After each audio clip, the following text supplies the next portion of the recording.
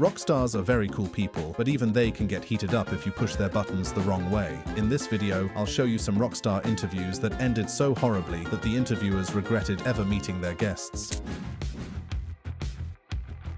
Ronnie James Dio was so close to beating up this interviewer for disrespecting him in an interview with Big Brother Skate magazine. American heavy metal singer Ronnie James Dio agreed to do this interview with love and hopes of further promoting his music. However, he suddenly found himself in an awkward position when the interviewer asked his first question. How tall are you? Pretty short, huh?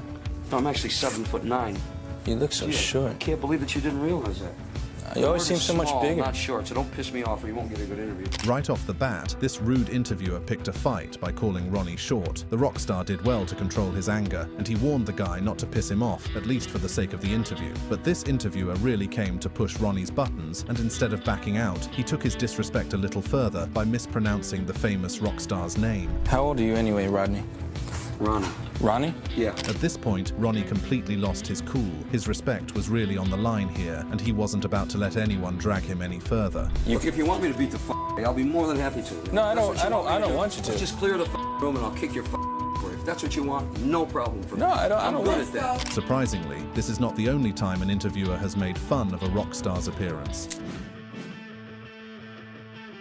A member of the thrash metal band Megadeth almost pulverized an interviewer on the red carpet during the 53rd Grammy Awards. Dave Mustaine, the co-founder and frontman of Megadeth, almost found himself throwing punches with Guillermo Rodriguez when the comedian made fun of his appearance by calling him a lady on the red carpet.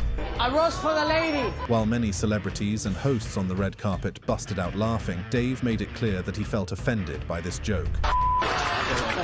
Any normal person would know that it was high time to end the joke, or maybe even apologize, especially since Dave was starting to walk away, but not Guillermo. If there's one thing about comedians, don't care if you get offended, they will make a joke out of you, and that was exactly what Guillermo did. Wow! This lady's very mad. The comedian persisted with the joke and eventually ruined the rockstar's night, despite the celebration at the event. Rockstars are not only offended by their appearances being made fun, but also when their music is compared with something they don't like. That was the case with Sebastian Bach when this interviewer who can't read a room compared his band, Skid Row, to another, rock band Poison. Sebastian Bach was all smiles during this interview because he was at the peak of his career and everything was going great, but then the interviewer changed the mood when he compared his band to Poison. Do you think that Skid Row, Monkey Business, or 18 Your Life sounds like Poison? No, but I mean, it's music that represents a time, though. It represents a time, it represents a youth. At this point, the interviewer should have known he messed up and changed the subject quickly, but worsened the situation by even trying harder to prove his point. I take that as an insult. But it's hard music, right? And you shared a lot of the same fans. You think Poison is hard music? You shared a lot of the same fans, Did you see Pantera open up for us? Yes, Do you think Pantera played with Skid Row? No, but Pantera never went on tour with Poison. Because you shared a lot of the same fans. Even though Sebastian clearly told the interviewer that he considered the comparison as an insult, the dummy continued arguing with the rock star just to prove an unnecessary point. Sebastian realized quickly that the interview was a complete waste of his time. So a lot of people went and saw Poison and Skid Row. This is over. This. You don't think you share the same fans? No, I don't care. I'm on Broadway. I don't want to talk about Poison. All right? All right, man, that's cool. Bye. Thank you. Disrespectful as this may be, it is nothing compared to what an interviewer did to Chris Cornell by comparing Soundgarden's music to the worst imaginable thing. Chris Cornell of the rock band Soundgarden was put in an awkward situation when this annoying interviewer downgraded his music to mere noise. This interview happened during a Soundgarden live concert. The rain was falling heavily, thunder was roaring, and lightning was flashing, but the fans stood strong for their favorite rock band. Amidst all these, Chris Cornell, the lead vocalist of the band, agrees to an interview, only for his consideration to be paid with disrespect. This young man quickly transformed from being an interviewer into the nosy, annoying neighbor that doesn't like to see you have fun. Hey Chris, the noise that you make, or is noise the wrong word? The noise that you make does fit to this weather. Yeah, I think so. I think noise is the perfect word. At first, Chris did not catch on to the disrespect, as he thought the interviewer was referring to the noise the crowd was making. The interviewer tries to make it clear that he was referring to Soundgarden's music with his next question. What do you want to reach with this noise? Do you want to spread aggression? No, not really. Just want to make some sounds that maybe people might not hear the rest of the day. However, it didn't take too long for Chris to catch on, and the interview didn't feel as good as it should have felt. So attractive to making this sound? It's fun. It's like a little kid with a really big toy. Okay, it's fun, but it's so loud. Why are you saying you don't like it? Yeah, well, I like it. No, come on. Don't. He's lying to you people. He's lying. Well, no. I like some parts of it, but it's so loud all over. It's constantly loud. I know. Can you believe it? Kudos to Chris Cornell for handling this situation without letting it get out of hand. However, this interviewer wasn't so lucky when he asked Travis Barker a very dumb question. Travis Barker and Skinhead Rob were forced to kick this interviewer out of their bus when he asked them the dumbest questions they had ever heard. During an interview on the Rockstars bus, this interviewer decided to ask Travis if he did anything weird for fun. What kind of stuff you do for fun? Do you do anything weird? I wake up, go to breakfast, go to a gym. I swear, I do it every morning. Since this was not the answer the interviewer wanted, he decided to press further, but then he landed himself on a landmine. I'm not gonna tell you any of the negative shit I do. No, I Are you mean crazy? negative. I mean you dress like a monkey and swing from stuff. Do you? God, no. What are you talking about? Why would he dress like a monkey, Holmes, and swing from anything? What? Man, you're idiot. Wow, man. At this point, there was no turning back. The Rockstars had to kick him out to avoid losing any more IQs in this interview. I'm sorry. They just kind of sprang Get in. the off my bus. Take off. Idiot. While this interview was sent packing, sometimes it's the rock star who walks away when they hear something unexpected. Chris Fane, aka Number 3, a member of Slipknot, had to walk away from this interview when he realized that Nardwuar was about to expose a vital secret of the band. In this interview, Number 3 intended to stay silent without saying anything, and he made Nardwuar understand this from the get-go. Number 3, how do you think Sean has changed over the years with his mask? Like I said, if you can get him to talk, that's the real trick. They shouldn't have challenged Nardwuar like that because he was able to open Number 3 up in no time, especially since Nardwuar always had a secret to expose about everybody. Is on. And lastly here, are you familiar with the band I'm Down with OPP? I'm down with OPP, you know. Me. Yeah, you know, you're down with it, Number 3. Is it a band called that? Well, you know, Naughty by Nature. Naughty by Nature. Number 3 is rocking now. At this point, Number 3 realized he messed up. See, at the time of this interview, the members of Slipknot had not revealed their identities yet, so while they were using masks in Slipknot, each member was in a cover band with their real identity. Number 3, Chris Fehn, was in the tribute band for Naughty by Nature. So when Nardwuar mentioned the band here, Number 3 realized that the cunning interviewer already knew his real identity. Naughty by Nature, there is a tribute band. Where's Number 3 going? He's leaving. No, he can't leave right now. Number 3! Thankfully, Number 3 escaped before Nardwuar revealed his secret identity prematurely. Perhaps due to their use of masks, the band, Slipknot, has had other instances where their masks affected the flow of the interview. While speaking to this TV host on the red carpet, a member of the Slipknot band had to find the most creative way to diss this interview without causing a scene. This happened at the 2006 Grammy Awards, when Slipknot was nominated for Best Metal Band. This TV host tried to make fun of Clown, a member of the band, by comparing him to Ronald McDonald, a fictional clown character. Who would win in a fight, you or Ronald McDonald? You know, man, I don't know what to talk to you about, to be honest. This was Clown's polite way of telling this interviewer not to bring up topics unrelated to their music, but then the host did the exact opposite of what an interview should be and made it about himself. Think we have anything in common? I'm pretty sure we don't have anything in common. Well, I'm a heavy metal rocker. Are ya? At this point, Clown had to think of the most creative way to call this host an idiot while still maintaining class and keeping appearances. If there was a heavy metal song about me, what would it be called? Jackass. What's that? Jackass. Jackass would be my song. Let me hear a couple lyrics. You're a jackass. That's a hit, dude. The reporter couldn't help but smile as he was getting owned by Clown. He probably realized his mistake, but it was too late. Sometimes, though, it is the rock star who gets dissed by the interviewer, which is exactly what happened to the rock band Bee Gees in an interview with Clive Anderson. During this interview, the host Clive Anderson kept insulting the three brothers on his show to their face until they couldn't handle it anymore and walked out on set. In this interview, Clive Anderson hit the brothers with a barrage of insults from the moment they had their seats until they ran out of patience. One of the most annoying remarks was when Anderson asked if they were working with Mickey Mouse to produce their high-pitched sound. Now, what was that? Because that's perhaps the most distinctive thing now, that high-pitched Oh, the falsetto. That's it, yes, yeah. Were you working with Mickey Mouse at the time? While the brothers tried to maintain a sense of humour and avoid getting offended over the host's offensive jokes, they just kept getting worse. And then in the last sort of, before we became the Bee Gees, we were late tossers. Yes. Which we thought was... You'll always be late tossers to me, but I don't know. That's why we're here. And that's why you had it on the show. Tossers is a slang word that means an idiot, so this was Anderson calling the brothers idiots to their face on live television. At this point, the three brothers were uncomfortable with the interview until the straw that broke the camel's back came when they finally realised that Anderson never intended to take them seriously. Get to remember. I forgot that one. But, yeah, we got you, mate. Yeah, no, of course. We're getting on like a storm, aren't we, Tom? Yes. In fact, I might just leave. Yeah. Oh, I've never had anyone walk out before, but... So anyway... At a time when cuss words were frowned upon and not tolerated on TV, Bill Grundy had the members of Sex Pistols yelling cuss words at him, and frankly, he deserved it. When you're in an interview and your host is drunk enough to confess to being drunk, you just know that things cannot go right like that. See, they're as drunk as I am. They're clean by comparison. They're a group called the Sex Pistols. And I'm surrounded now by all of them. Everything that could go wrong went wrong in this interview as the drunk host moved on from asking the band an uncomfortable question to flirting with the female members. Two girls behind. Your dad, isn't he? Are you, Your granddad. are you worried or are you just enjoying yourself? Enjoying myself. Are you? Yeah. That's what I thought you were doing. I always wanted to meet you. Did you really? Yeah. We'll meet afterwards, shall we?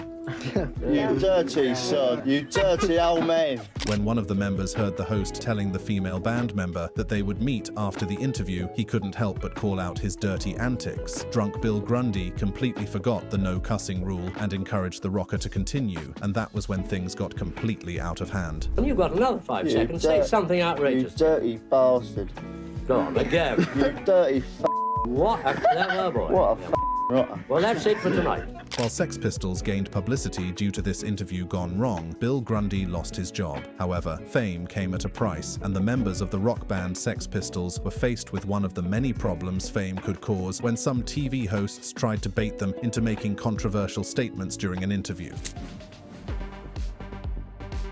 This interview came to an abrupt end with the members of the rock band Sex Pistols walking out, and even the hosts losing interest in the interview. During this interview, Johnny Lydon, aka Johnny Rotten, called out the hosts of the interview for their condescending attitude towards the band. Do not like cheap publicity, pseudo gimmicks, condescension and crawling, and that is what was expected from us tonight, was it not? After all, you would only interview me and wobble at first until we refused point blank. This bit will be that was edited just out. for technical reasons. That was just for technical reasons, Johnny. Right after being called out, the hosts showed Johnny a video of another rocker dissing him and tried to get him to talk about it, which is completely different from the reason they invited the band. It was apparent to Johnny immediately that the whole thing was a farce, so he called them out once again, exposing them even worse than the first time. Let us know what you're doing now, what you're into now, what your link with the Look, street. I don't have to explain myself to anybody, and I ain't going to really bother. Now, I was asked here, right, to interview with the band here, Pill, but now, like, we're facing a cheapskate comedy interrogation act, and it just ain't on, pal. It's a joke, it's a farce. You mean you don't want to give any messages to I don't have to explain myself. From this point, the uncomfortable atmosphere worsened and the interview came to an abrupt end. Well, it sounds like we've heard this story before. Really? Would you like to tell me where? Good night. Good night. Well, that's up to you entirely. Do you all follow the leader? Yeah, there ain't no leader. Well, all right. I thought that was the point of having 4 people. You asked just me and him, didn't you? To do all right, an come on, interview, the rest of the band. Why don't you difficult try was it? answering an intelligent question? Try and think of one. Right after Johnny walked away, the interviewers had no interest in continuing, which confirmed what Johnny said at the beginning because he saw through their sham. While Johnny was in his 20s here, his attitude of seeing through faulty interviews is a skill that aged with him, as he was able to call out radio personality Kennedy in a more recent interview. In this 2015 interview about his book, Johnny Rotten, former Sex Pistols member, was quick to put this interviewer in her place after she made some nasty remarks about his life. While introducing Johnny to her audience, this host made two big mistakes that Johnny couldn't help but correct, as they made him quite uncomfortable. Sex Pistols, one of the world's most notorious bands ever, and the lead singer John Lydon, aka Johnny Rotten, arose as pop culture's most polarizing figure in the late 70s, which is really saying something given the Bee Gees status. And he carries that moniker to this day. The singer has just published another memoir, Anger is an Energy, My Life Uncensored, opening up about all the details of his sordid life. When Johnny pointed out her mistakes, instead of acknowledging, the host worsened the situation by trying to argue her way out of it. All right, drop the word sordid. There's nothing like that about my history. And secondly, there's two bands that I've been in, and you've missed the most important, which is public image. I know. But people mostly know you for the Sex Pistols, though. Well, they will if you just carry on ignoring the most poignant parts. I'm glad that was such an important part of your life. And I'm here to remind you. Just like some women are fond of, this interviewer changed the subject to something else instead of admitting her wrong, but that couldn't slide with Johnny. Remember when you tore the microphone off and left? Well, you didn't seem to know how to hold a book, and nice to see you. Oh, nice to see you, too. I hope you learned to read since. It might help. Yes, I've actually been to college and written 2 books since then. All right, well, we're here to talk about Anger is an Energy. We are, John. Thanks for redirecting already. I was very worried that somebody's got to know what they're doing around here. Yes, thank goodness. So, Typical of himself, Johnny left the host feeling flustered because she realized at that point that she messed up. But Johnny's not the only rock star who knows how to handle annoying interviewers. When these reporters kept throwing annoying interviews about drugs to Lou Reed about drugs instead of his music, he did the best thing possible by trolling them with his answers. During this interview with the press, Lou Reed chose to troll all these reporters by not taking the interview seriously and providing sarcastic comments each time. You said a little while ago that you sing mainly about drugs, is that right? Sometimes. Why do you do this?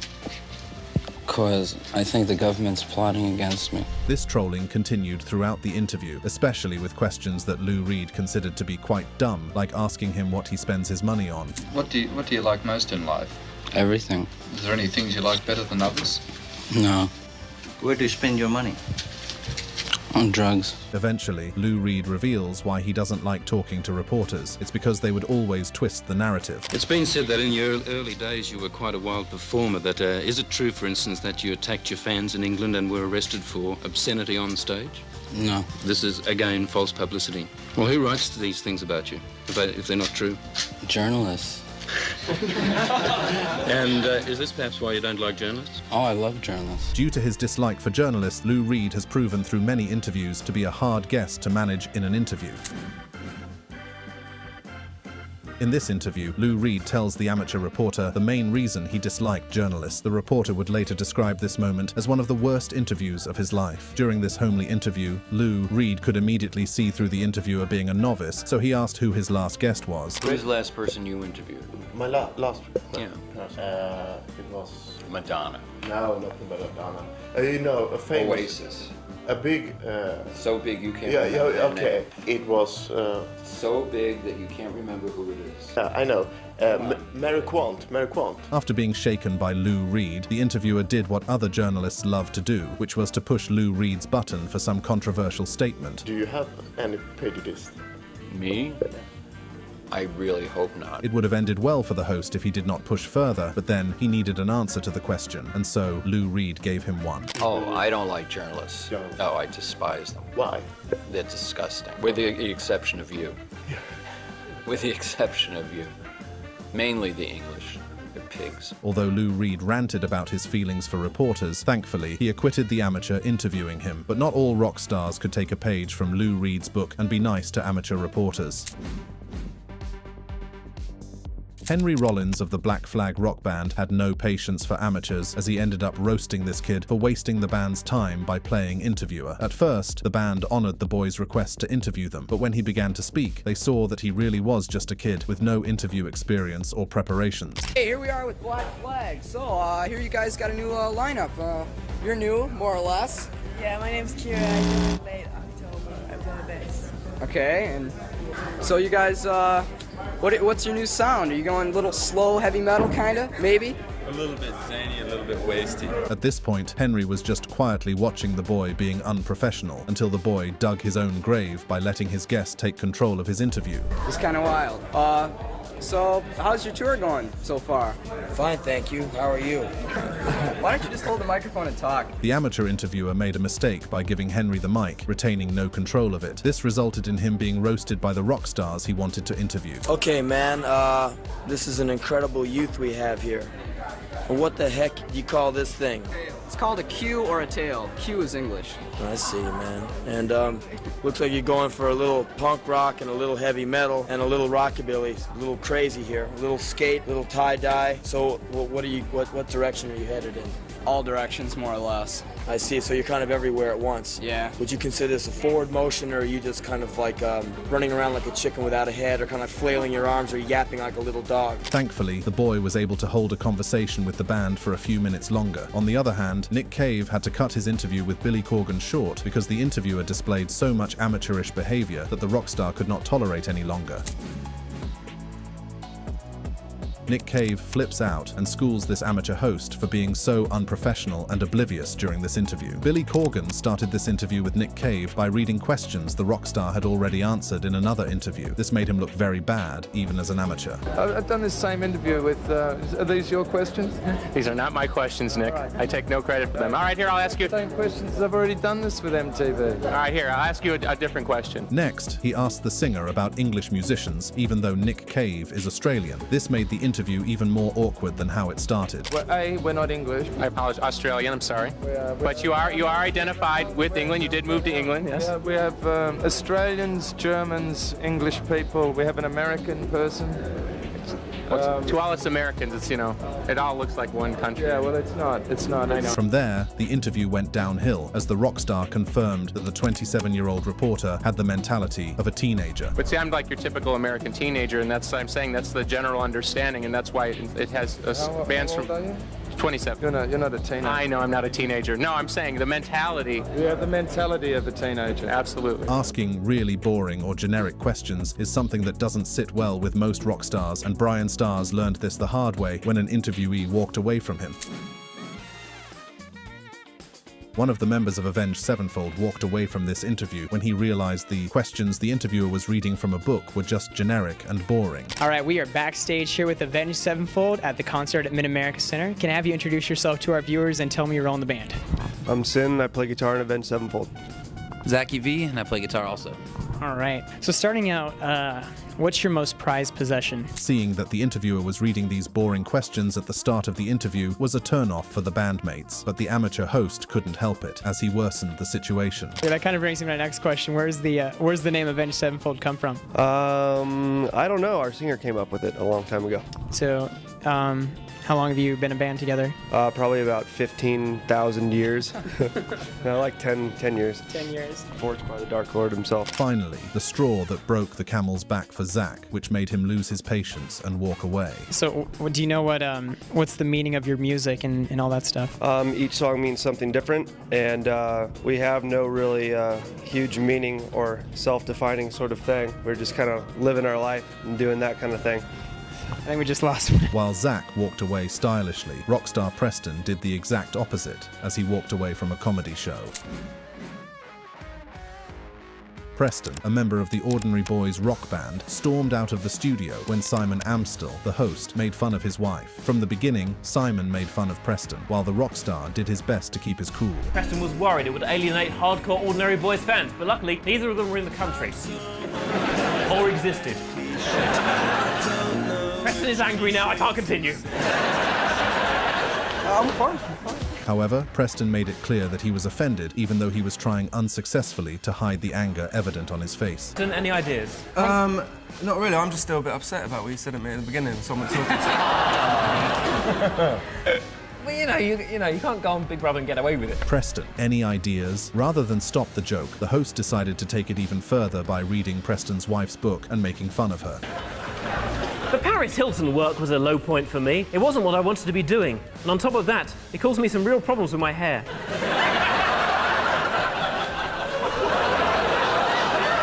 What? It's a good... Haven't you read it? I don't want to spoil the ending for you.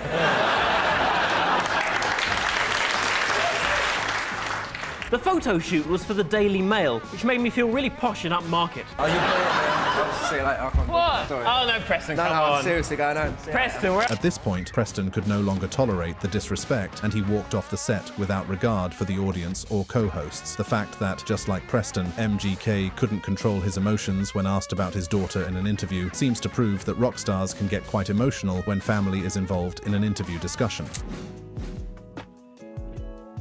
Machine Gun Kelly had a moment of emotional outburst during this interview while talking about his daughter. The interview with Chelsea Briggs was going quite smoothly as MGK gleefully talked about some topics until his daughter came up in their discussion. I want to talk about, I'm obsessed with your relationship with your daughter. You guys are like the cutest father-daughter duo. And it seems like she's pretty musically talented too. Do you see her going into music? Nah, she doesn't want to go into music. No, she doesn't? Nah. I love that she like knows like all your songs. It's so stinking cute. She's like your biggest fan. Yeah. How has being a father inspired you as an artist? While it seemed as a very reasonable question based on the discussion, this was the last question Chelsea was able to throw at the rock star before he threw a fit. I wanted to make her proud, you know what I mean? And a lot of fans saw that as like, you know, was it soft or is this? It's like, no, it's the most beautiful thing you could do. This is my gift as a father to my daughter. Like, here's something like you can listen to that like still has my pain in it and still like is teaching you something that I want you to know. So to me, that was, you know, I'm not that great of a speaker. I can't speak. I don't like watching my own interview. I think I suck at talking. But like one thing I can do is move my pen, and like if that's how I got to speak to my daughter, then like, let me do that. At this point, Chelsea should have read the room and understood that her guest's demeanor had changed, but little did she know that her interview was about to be cut short. Don't think that just because like I'm writing pop hits that I won't pop you in the face. Like if you get out of line, like I don't change up who I am, or like doesn't mean I'm like, you know, kissing ass to be performing at these places. Like I've taken so much away from. Man, I don't want to talk about this. Dude, I've done this so many times, dude. Can we just, I don't want to do an interview, man. Can we just, like, I don't. MGK. Like, I want to let my music speak for me. I don't have shit to say. I've been saying shit for years, dude. Like, man, y'all don't listen. Like, listen to my fucking songs. After losing his mind at the thought of something annoying, this interview came to a faster end than the host wanted. However, unlike MGK, some rock stars are masters of keeping a cool head regardless of the topic of discussion. One of those cool-headed rock stars is Vilvallo. Vilvallo found himself in an awkward situation when this interviewer started asking him offensive sexual questions. Vilvallo was surprised when this interviewer suddenly asked him about being a sex symbol. We were talking to the girls today and they were, oh, he's so sexy, we love him, he's so... I mean, what do you think of being a sex symbol or something like that? Well, that's a joke. He then went on to give a proper, down-to-earth answer. How should you think about it? There's no way of like, well, people become sexy. Well, I think that all the people are sexy, so there's no problem in that sense, but it's weird. However, this interviewer did not stop there as she proceeded to ask him about his sexual preferences and activities.